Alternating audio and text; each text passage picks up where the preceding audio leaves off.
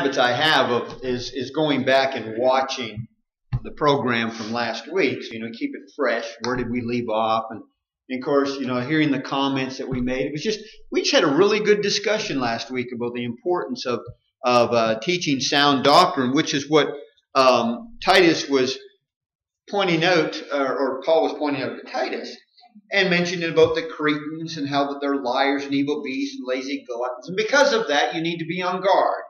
And you need to do expose things that are wrong. Remember verse 13 last week? We were discussing how that they need to be rebuked sharply, that they may be sound in the faith.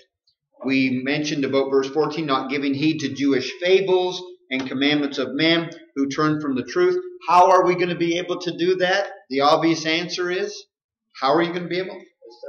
By studying. You can't know what error is unless you absolutely know what the truth is. And that's just a given. That sounds like common sense. Well, of course. So there's not going to be any red flags go off when you're in discussion with different people unless you're familiar with the truth. And that's why I think sometimes we as preachers are accused of being alarmists. Well, why do you get so upset, when you hear this or when you hear that? And we say, well, man, that's Calvinism. That's what that is. Really? Didn't really think it was that. And so I'm not criticizing brethren who don't have maybe the amount of time that I do to study, but we do learn how important it is to study. Tim. Well, that's why when someone might ask you something, you don't have the truth, you don't have the answer. It's okay from that point. At that point, if you don't have it. Right. Somebody asks you again. Okay. Right? Or again, somewhere, how long can you keep answering the same way to say, I don't know, without putting personal responsibility on yourself to say, look in the mirror, I should know. It's true. A preacher friend of mine, just this past week, we were sharing, and he just, I was trying to encourage him. He says, what he found really hard was when he just asked the congregation, okay, what are the passages that we turn to for the steps of salvation? And he said, blank looks. If you've been a Christian for any amount of time and somebody asks you, where in the Bible does it teach how to become a Christian? And you go, something's wrong. Something is seriously wrong. And that's just a basic question, let alone other questions that people might throw at us. And we might not know the answer, but you study to give an answer for the hope that's within us. And that's what he's talking about here. So when he talks about, he concluded in 15 and 16, which we didn't get into discussing last week. He said, to the pure all things are pure, but to those who are defiled and unbelieving, nothing is pure, but even their mind and their conscience are defiled. You can almost see where Paul's talking a little bit about here, about the idea there are times when people know things are okay, like such as the eating of meats, for example, that their conscience is good because they've studied. But where other people, they're corrupt, they haven't studied, and they make accusations. They say that's just sinful or that's just wrong. Without the studying aspect is what we're talking about here. And so you have these people believing nothing is pure, even their mind and their conscience are defiled, which he says, you've got to be aware of it. Have you guys ever, it's a rhetorical question, have you ever talked with anybody that their conscience is seared, that nothing bothers them? They're so corrupted. Have you ever talked with somebody, I've come out of classes someday, I've told Debbie, man, where do you begin? Where do you begin? They just start rattling off this, and I believe this, and I believe this. I'm thinking, wow, nothing is sound.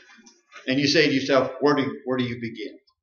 And the point is, you and I just need to be aware of when that is happening. I think it's just a sad commentary when we don't know when somebody is teaching or believing things that are wrong. He describes them in verse 16 that they profess to know God, but in works they deny Him. How does a person who claims, as he mentions here, to know God, how is it that their works deny Him? How is that? I just told you I believe in God. How do my works show you that I deny Him? Lifestyle. What's that? The lifestyle, how you living. Okay. EJ? It sounds like, don't take it the wrong way, it sounds like a cat and mouse. When what is it? The cat's away, the mouse will play. Right, When the cats right. come back, the mouse. I like the idea, EJ. I like the idea because it's almost like, hey, God, I believe in you, but I'm doing stuff as if you don't know what I'm doing. Your works are showing that you deny me or that you don't believe. And that's true. That's like, you guys have heard me say this before. When a parent says to their child, "Who do you think you are?" And the reason they're saying that is because if you know that you're my child and I'm the parent, you wouldn't be doing that. So you must think you're somebody else. And so if you think you believe or profess you believe in God, but your actions are against what he teaches, what he stands for, what he wants you to do, it just doesn't go together. So my question is, why would anybody profess God then? I mean, if you're going to profess God, like Jesus said, why do you call me Lord, Lord, and do not do the things which I say? By the way, that's a good question. There was no answer given. So what would be the answer? Why would you call him Lord, Lord, or why would you profess God, yet deny him with your works? Who does that? Most people. Why would they do that? A lot of it's it's almost like a status symbol. Like, I mean, you look at I think every year with elections, it's always religion. Whoever's running for, whether it's president, senator, whatever, religion always comes into play. And it's like, oh yeah, they attend this church, but they haven't darkened the door of that place in, a few years. But that's where they associate with, where if they didn't do that, they wouldn't get the votes. And it's almost like a security blanket of, well, this person's done this, this, and this, and, but Tiger Woods a few years ago, he gave that heartfelt speech after, he got caught doing everything he did of, I've got to get back to, my beliefs. And it was all for naught. Like, it was just kind of it makes everybody feel better. That's right. So it's for others. Yeah. It's to impress others. Well, I was going to say, I think in most cases, people convince themselves that's okay. What they're doing is just fine. We talk about it often about Saul, when he was told to utterly destroy the Amalekites. And he came back thinking that he'd done just He actually came around and said, when he hadn't done it at all. I have done exactly what you took. Well, what's that mean then? Well, we got those animals to sacrifice to God, right? So you start justifying. And you're right, Mark. Not only, as Matt talked about, who says Lord, Lord, and doesn't do what I say? Well, the person that is trying to fool others, the hypocrite. And then like you're talking about. So yeah, you have the people who have convinced themselves, and especially the person who says, well, I profess to know God, but my works deny him, but it's better than denying him and not professing him. You know what I'm saying? So saying, at least I profess that I believe in God. I don't actually do what he tells me to do, but that's better than the person who doesn't even say that they believe in God. See, in their mind, that's better, which you and I can be guilty of, because we're saying, you know what? Aren't we better than people who are not worshiping God today? Aren't we better than people who are not even Christians? Well, we're better off. But if we're not living the way God wants us to, we're no different. But we can convince ourselves we are different. We're better off than them because we're doing more. Yet most of the New Testament was written to who? Christians. Most of the New Testament is written to Christians to tell them to stay on the straight and narrow. Sitting there, God, don't worry about us. Spend time. Write to the lost. Tell the lost they need to come to you. Look, getting into Christ, becoming a Christian is one thing. Staying one is the hard part. Well, it's hard becoming one, but remaining in that straight and narrow. Nancy? So many of them, they teach and they profess that what they are teaching is Christ. And that everything that, and they just say this prayer. I mean, they stand pat on it. Okay, so what you're coming back and saying now is the person who professes God, yet his works deny him, they're saying, my works are not denying him. They convince themselves, no, this is actually professing God, when it really isn't. Dave and Tam. A lot of it has to do with tradition, repetition, hearing something over and over and over till you become reprobate. Well, yeah, well, obviously you can use that on the positive and the negative, okay? Because we do things over and over again. That's for our memory, for practice, But yet there are people who convince themselves that it's right by doing it over and over and over again. What are you going to say? I'm just thinking about our everyday life with law enforcement and driving a vehicle, right? I'm going 77 over the, speed limit is 70. I'm going 77, but that guy's going 90. Right. I usually stop him, but it's allowed for me. I was rolling to the stop sign. What's the big deal? Well, the law says this. So we just kind of ourselves say, well, this is what is acceptable, and then anything outside of that, is much worse than me. Yeah, and that is the danger to justify. Warren? I think there's a popular expression that says it's easier to ask forgiveness than it is to do it. When you stop and think about that, the person who says that already knows what is wrong and right. And they aren't going to go there. They're going to say, well, I'm going to go ahead and do it because it's easier to ask forgiveness. I've heard that so many times, especially by young people. Boy, I got to tell you, Warren, that hits the nail on the head, because I think I can think of so many sermons that would relate to. When a person says, well, it's just easier to ask for forgiveness than ask for permission or get permission. It's almost this idea that, well, I'll just tell them I'm sorry later. In other words, I'm getting permission. Again, it's all part of this mindset, which I see Paul telling Titus, you have to deal with this, because you and I are not only dealing with this with the people that we're trying to reach, the world that's around us, but what's sad is when we start thinking the same way. So that's what makes it difficult. And I wonder why it's so hard for us to reach the lost when they see that inconsistency. And it only takes a little bit of inconsistency, right, for people to go, man, why would I want that? I've got that now. The only difference between us is you profess God, and that's where the people out there who don't profess God, they're quick to mention that. Do you know that the non-believers are quick to talk about the believers who do things just like them? You ever heard that? They'll talk about, hey, yeah, don't talk to me about Christianity. I work with a guy at work, Joe the Christian. His mouth is a sewer. I hear about the things he does on the weekend, and you're trying to convince me that I need to become a Christian? See, that's what we're up against, right? And so we need to make sure that, yeah, I can see it in others, but really the lesson today, folks, be sure it's not us. The only effective teacher out there is the one who's practicing what he preaches. And the only one who's going to make it to heaven who practiced what he preaches, or does what the Lord says.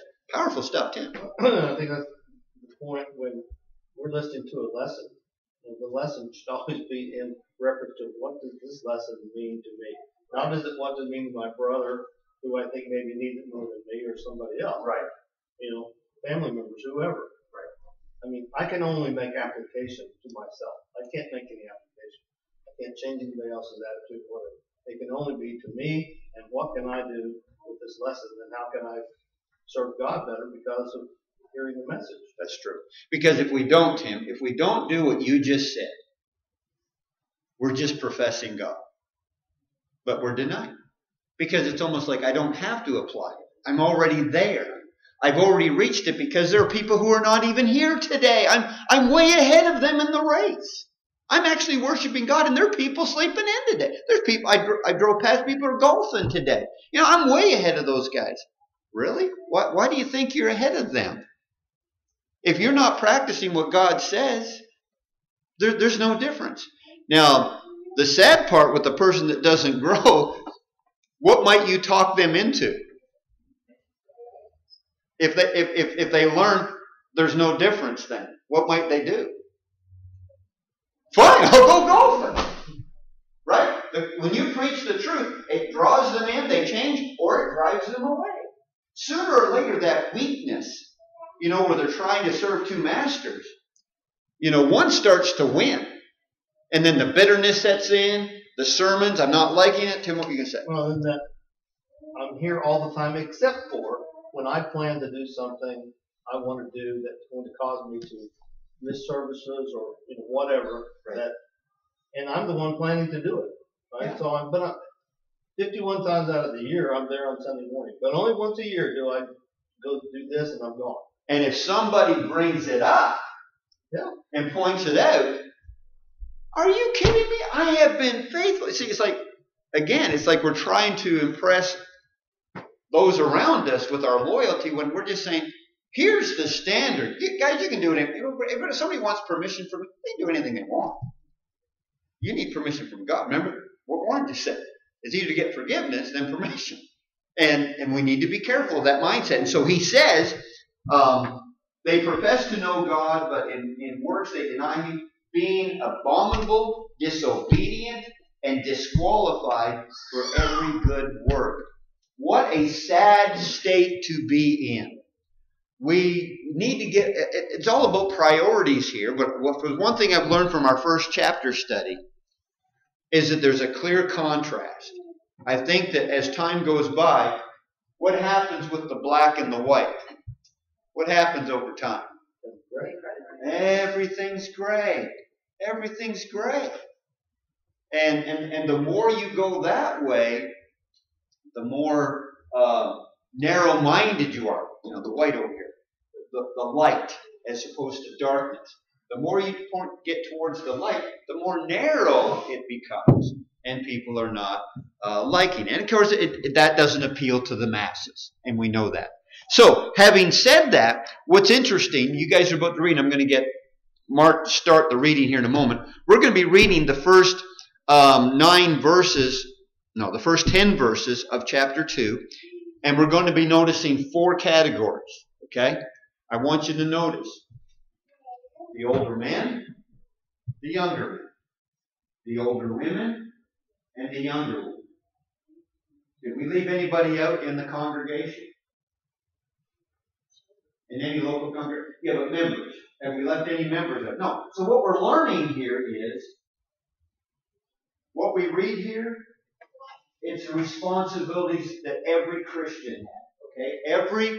Every Christian. Nobody can sit back and say, well, I'm not a woman, or I'm not a man. Well, no, one or the other. I'm not young, I'm not old. Hey, you're somewhere in there, guys.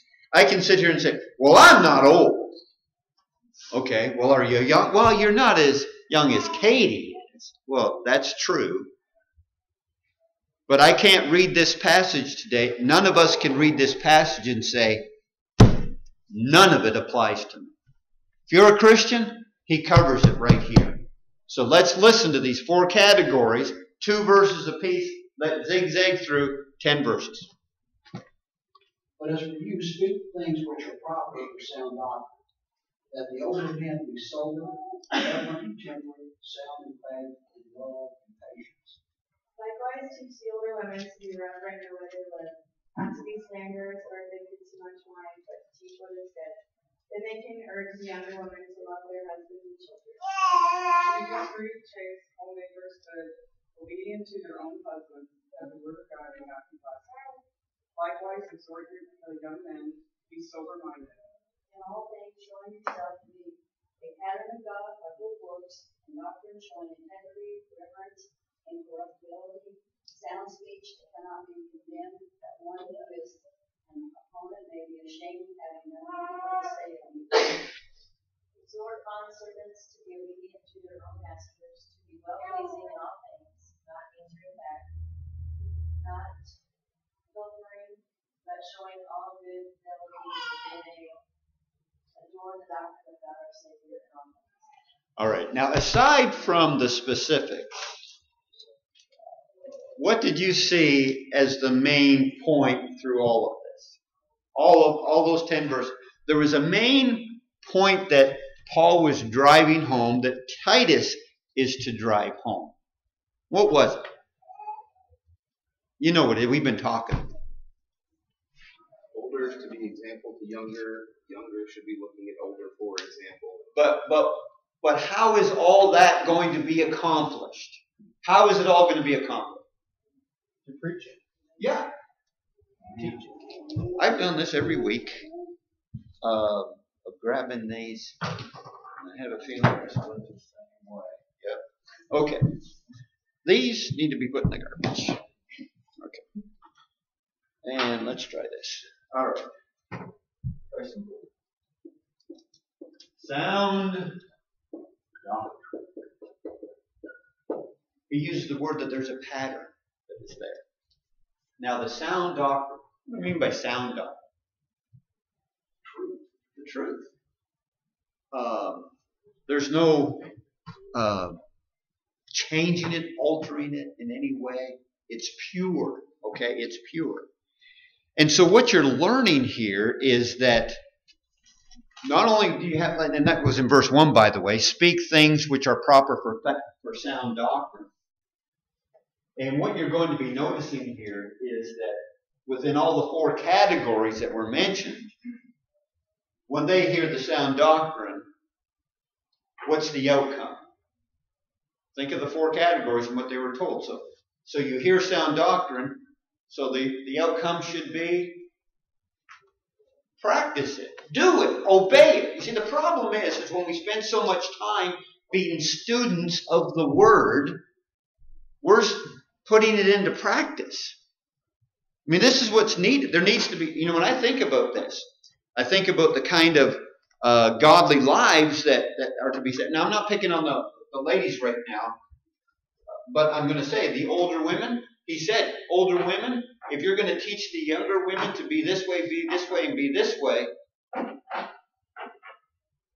what's going to injure that? If they're not that way themselves. And it's a sad commentary. It's a sad commentary when the younger, and sometimes younger have more enthusiasm over time, right? And sometimes you'll have the younger. No, I'm going to tell the older how it is. This is a new generation. So I don't want any older women teaching us younger women. Because us younger women, or us young men, we're not stupid. We're pretty smart people. So we don't need the older men to tell us what to do. Why do you think that order is there? The older teaching the younger. When the younger become Christians, and they're accountable. Stace? They have more wisdom. What? Experiences over time. Okay, Dan? It's what Stacy said. Yeah, they have both more earthly and more godly experience they can apply with. The other point I was going to make is that there's a dynamic here that it's an obligation for the young to be willing to learn and for the older to be willing to teach. This is similar to what we see sometimes in marriages, especially when the spouse is a Christian and one isn't, or the wife feels like she needs to be leading or she has to manage that because the husband can't or won't. Same thing here, right? That the older, it's not just that it would be nice if they teach, it's that they're supposed to be teaching. And if they don't, then you can put younger members in an awkward position where they're trying to grow, trying to work, and there's nobody clearing space in front of them. Nothing injures a church more when you put that in a situation. Bob said that if you have babes always teaching babes, what do you get? Babes. Mark, what are you going to say? Well, I was mindful of the kingdom of Israel back when Solomon's had passed away and his sons were there. And I forget if it was Rehoboam or Jeroboam that was seeking counsel what to do. He rejected the older men's counsel, which was the correct counsel, and accepted the young. And as a result, it was a disastrous result. Exactly right. Well, basically not that passage, but I think that's a kind of an advantage of experience or some things. That's not to take away from the young or the young women. Not take away from them. But if you live long enough to see similar situations come about, I think we'd be at fault not to point out that this can happen if you do this or whatever the subject may be. I don't think we need to be in a mindset that the older people have all the answers because they don't. But they've lived long enough and seen more things helpful to the young people if they're willing to listen. That's the key, Warren. It seems to me we have to see the big picture. When you think about the local congregation, which we have here, is that there is, for the lack of better words, the circle of life within a local congregation. What eventually happens to the young women and the young men? They become older, right? And what will their responsibility be? To teach the younger. And what happens to those younger? You see, now what happens if the older don't? Okay? Won't step it up, won't fulfill their responsibilities, their duties, as we're talking about here, Tim? And it's possible the younger won't ever be able to teach the younger under them once they become older. All right. Or the younger are put in it, thrust into a situation. You know, Dan was touching on something a little bit earlier, and I think it was all that idea of, I just thought you were about to say it's the same thing we go through with an eldership. That if you don't have sheep that are willing to follow, same kind of idea, and it's exactly what you were saying. Sometimes maybe what hinders men and women doing their duties is not having the encouragement from the younger that want it, you know, not to see that they're receptive to it. Dan? To keep in mind here is that older and younger are relative terms, not specific and not absolute. So, like for someone like myself, there are scenarios where I can be both, right? Right. I can be the younger, I can be the older. Be relative to Christopher, Tessa. Right. Yes, I'm in that older position. There are some things, having done this longer than them, that I can pass along. Same token, there's a lot of people I can still learn from here. Yeah. And that's true for just about everybody. Yeah. And that's true, Nancy? Well, and if you're not willing to teach things, the others will think, well, why should I even teach them? Yeah, and that's the problem. See, when we're talking about this circle of life, that the older teach the younger, and then the younger grow up and they teach the younger, and then the younger teach the younger all the way through. Now, if the older don't teach, what happens to the younger when they get older? They're not teaching. Right now, because there's been no example, there's been no pattern, there's been no encouragement, they're not seeing the wisdom of it. And what we need to understand is trust God. Trust God on this one. Let's not second guess Him. Let's not think that the younger, and we're not saying, like Dan said, it's a relative term. We're not saying the younger don't have anything to impart. Obviously they do. But let's get back here to these fundamentals of the areas. You talk about a lot of character that we're talking about here. The older, look what we have here. So, but as for you, speak the things which are proper for sound doctrine, that the older be sober, reverent, temperate, sound in the faith, love, in patience. Now, well, I'm not older. Somebody says, let's say somebody says this. Get a young Christian and says, well, I don't have to be sober. I don't have to be reverent. I don't have to be temperate or sound in the faith. I don't have to have the love and the patience. So I can be impatient. I can hate. Well, these are qualities that exist in every Christian, correct? I mean, they are to be qualities. But what he's talking about here is that we're talking about the older men. Let's understand. Let's get back to circle life again with the older teaching younger. Older men, you are to be this way. You are setting the example for the younger to follow, is the point. And so when you have this sober-mindedness, the seriousness that is there, I think there's something, it sets a bad precedent if, an older member gets up around the Lord's table and tells a joke. What are you doing? What are you doing? This is serious stuff. When it comes to spiritual matters, we don't make light of things. The reverence that is there, that temperance. Again, it's the personality. And again, when we often think of an older person, what do you think of? What goes hand in hand should with somebody that's older? And you guys already mentioned. Wisdom. Yeah, I mean wisdom. And so with wisdom, what do you see? What should you see? Experience. Not only experience, but what are you observing in this person full of wisdom? Skill application. Very skillful. He watches his words, right? He's a good listener. He's a good listener. You know, in order to give sound advice, a person, and he's patient. And that's what you're looking for, somebody who's willing to listen. It's hard to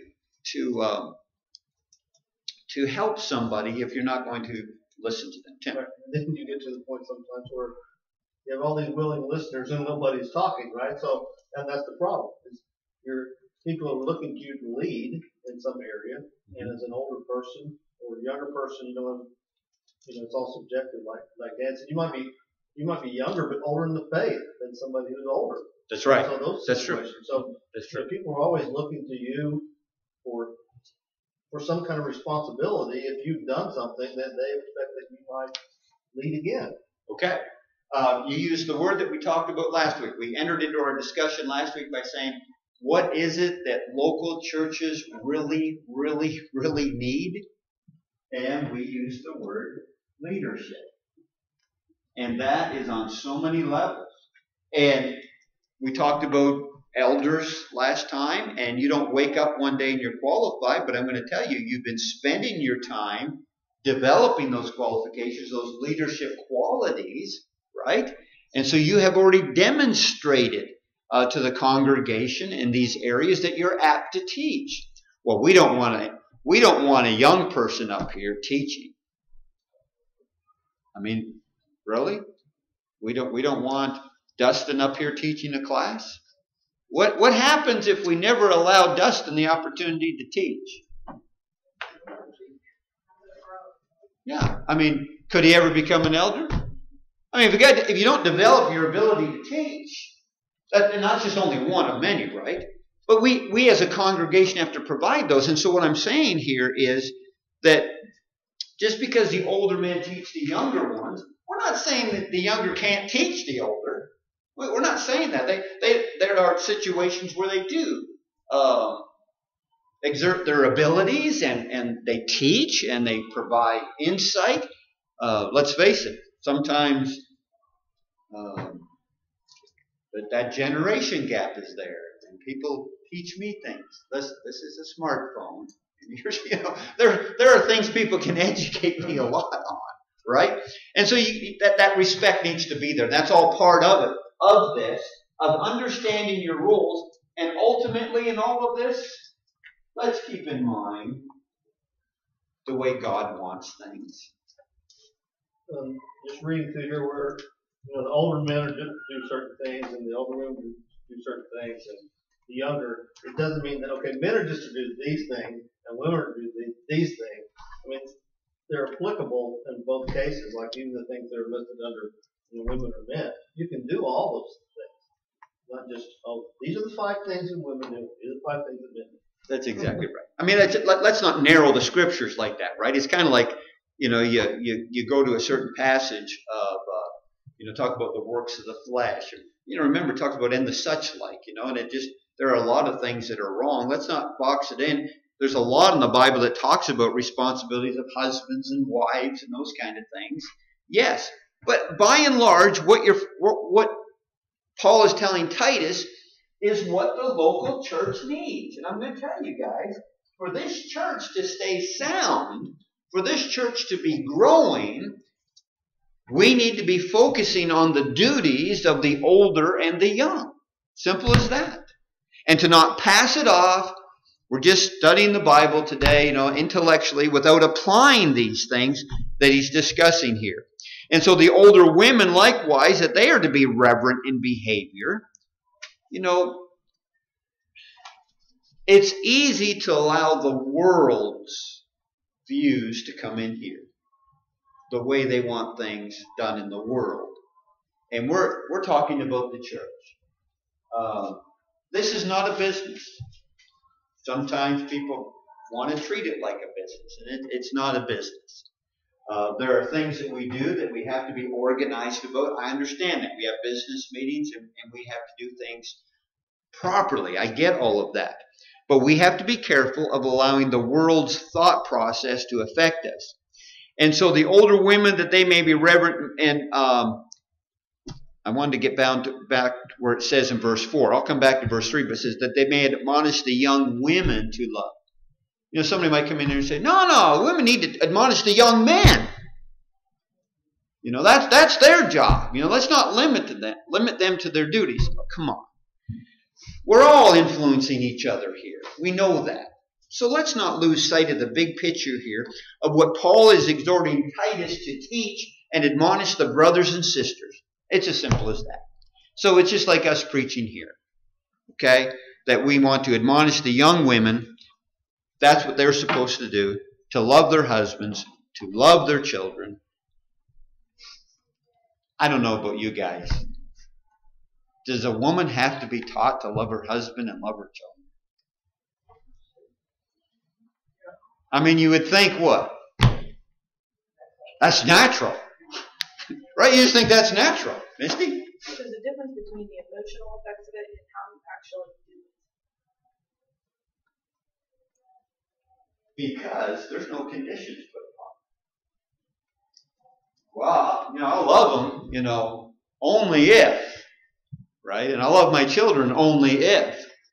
No, you don't put those conditions on there, and that's what you need to learn, and that's what they need to be taught. But that doesn't remove their responsibilities over women of how their behaviors, not to be slanderers, not given to much wine. And if you guys want to go through that study, we could do it again. We did it with the elders. Go to Ecclesiastes chapter 7 and verse 17. I write it in there, by the way, whenever you see that much wine. In Ecclesiastes 7:17, it talks about don't be overly wicked.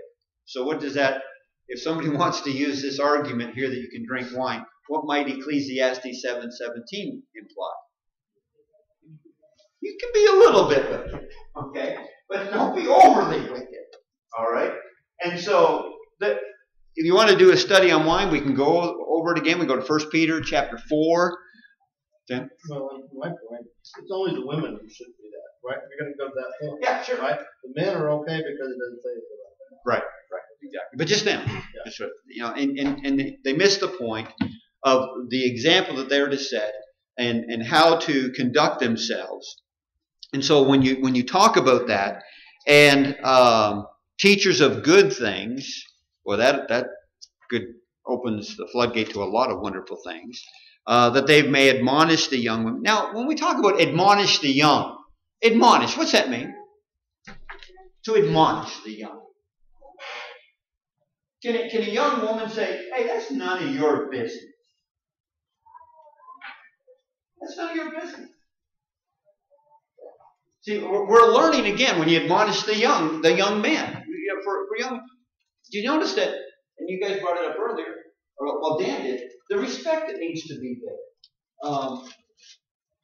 It's like the husband and wife. Is the wife, because she's not the head, does that make her less part of the family unit?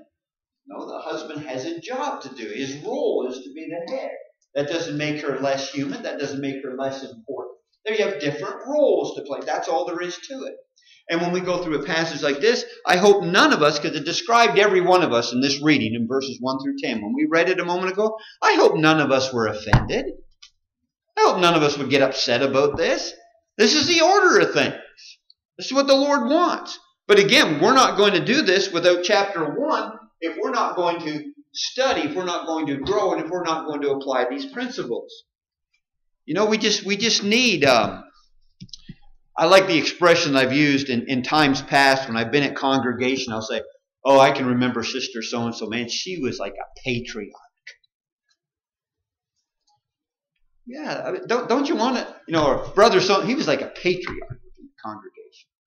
Well, that's a wonderful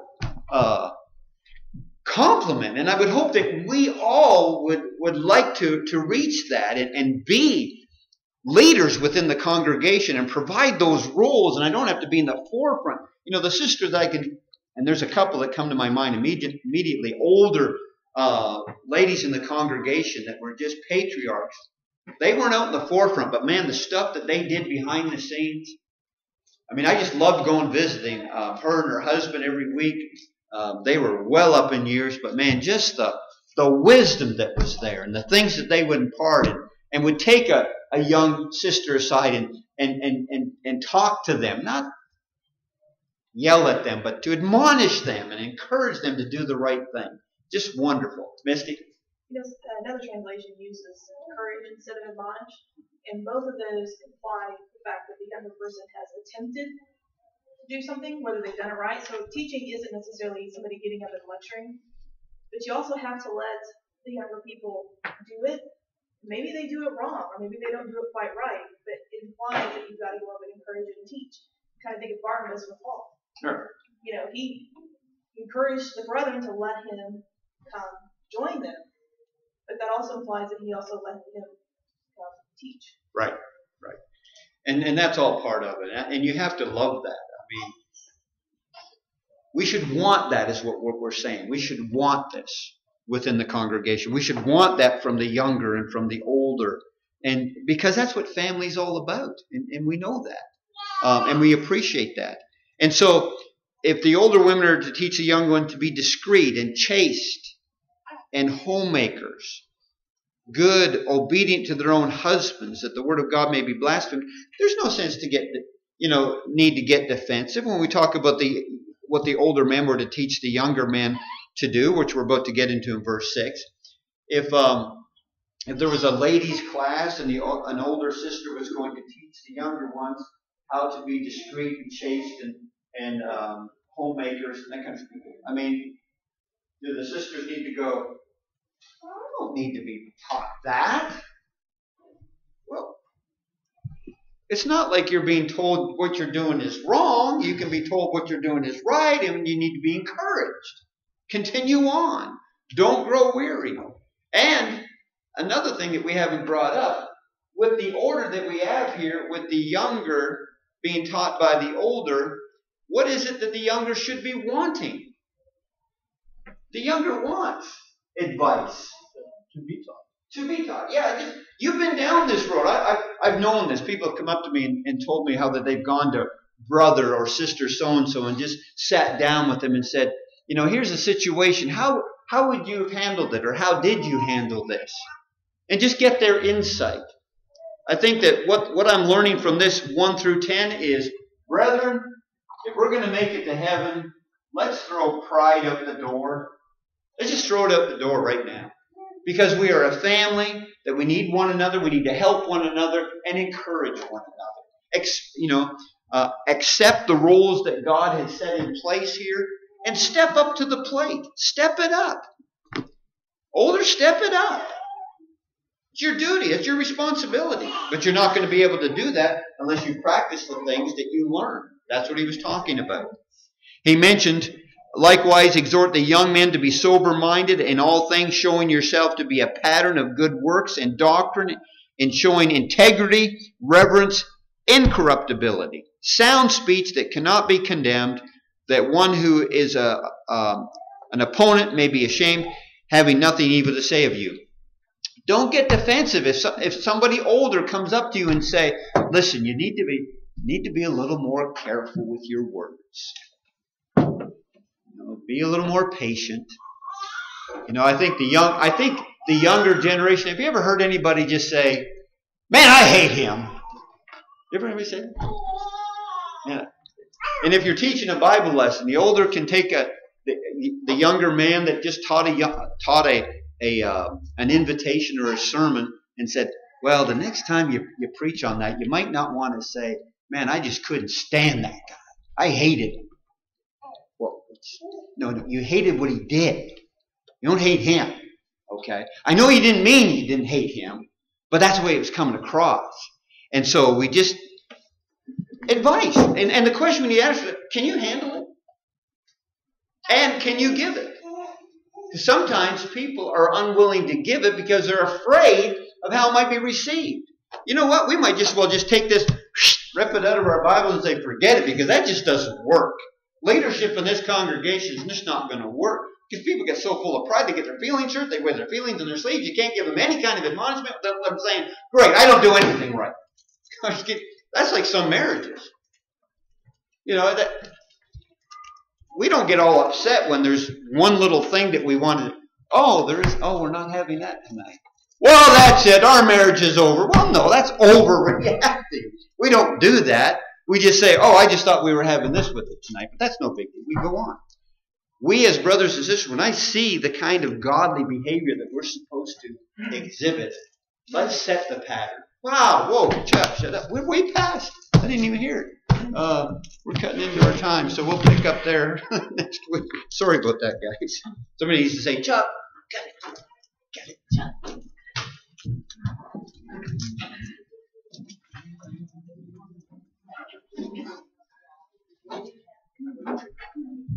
Okay. A bunch of dirt out. Yeah, we're a bunch of dirt out.